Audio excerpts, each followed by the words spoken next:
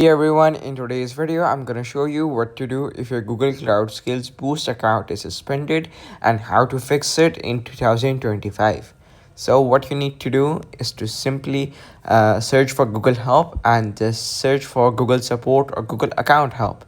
And yeah, you will simply need to describe your issue because our account got banned. We will simply click on this, and then we will simply click on the main menu, and yeah, search for submit feedback in the bottom, and just simply choose these the option I'm choosing, and yeah, just simply submit a report based upon the issue you're facing, and just simply contact Google support to basically unban or help you get rid of your ban that you have on your Google Skill Boost account. So yeah, thank you for watching this video till the end. Don't forget to subscribe the channel and like the video.